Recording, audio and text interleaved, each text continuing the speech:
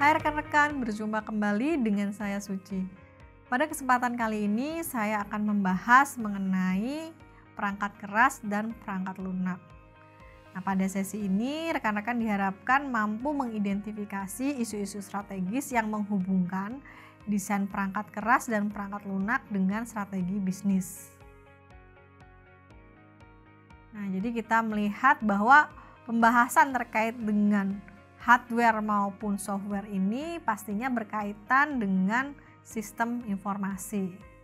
Nah, mulai dari isu terkait hardware ya. Jadi sebagian besar pembisnis memiliki permasalahan terkait dengan pengadaan perangkat keras. Nah, dari sisi hardware di sini yang paling penting adalah bagaimana kita memanfaatkan hardware untuk mencapai keunggulan kompetitif ya. Jadi hardware di sini mengacu pada peralatan fisik yang digunakan untuk kegiatan input, proses, output, dan penyimpanan dari sebuah sistem komputer. Nah, sebagai contoh kita bisa melihat bahwa hardware ini terdiri dari misalkan ada CPU, kemudian ada hard disk ya sebagai primary storage, atau kita bisa gunakan sebagai secondary storage ya, tempat penyimpanan ya.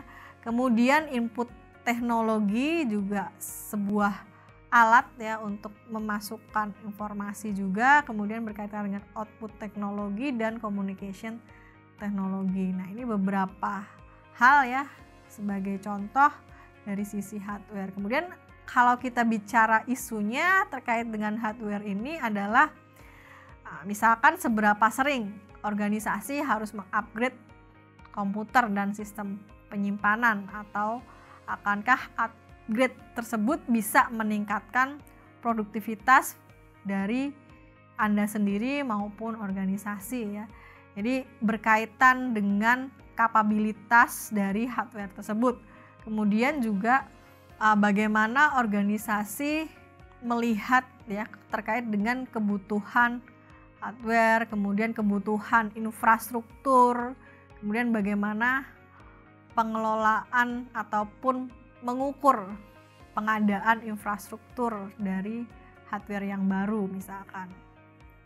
Nah, selanjutnya setelah bicara terkait dengan pengelolaan hardware itu sendiri, kita masuk ke isu-isu terkait dengan pengelolaan perangkat lunak ya, maupun isu-isu terkait dengan softwarenya.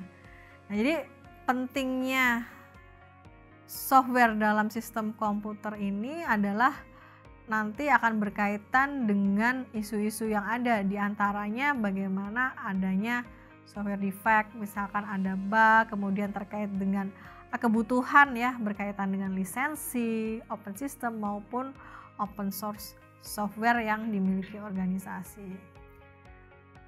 Nah, kemudian kita coba masuk ke jenis dari perangkat lunak di sini ya. Tipe dari software sendiri ada dua, yaitu ada sistem software dan application software.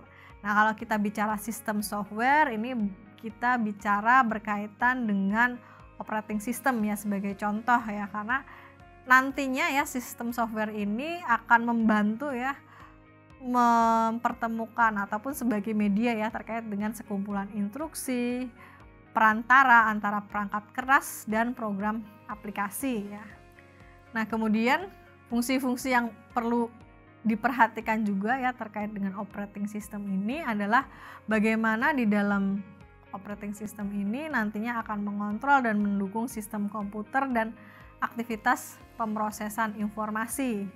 Kemudian juga membantu pengguna untuk melakukan pengujian ataupun juga mendukung perangkat lunak aplikasi ya dengan mengarahkan fungsi dasar komputer. Nah, karena nantinya masuk ke dalam application software ya, jadi software aplikasi ini dia akan berjalan di atas sistem software. Jadi application software ini bisa jadi dikembangkan secara individu ya oleh personal sistem informasi yang ada di.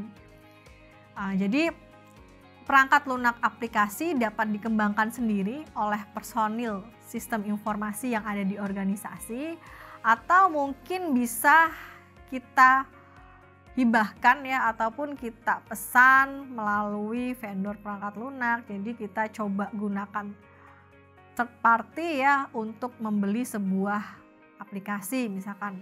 Jadi sebagai sebuah alternatif, aplikasi ini dapat dibeli, disewakan ya. Kemudian juga berkaitan dengan pengembangan aplikasi dan penjualan aplikasi tersebut ke banyak organisasi. Nah, demikian yang dapat saya sampaikan pada sesi kali ini. Terima kasih dan selamat belajar.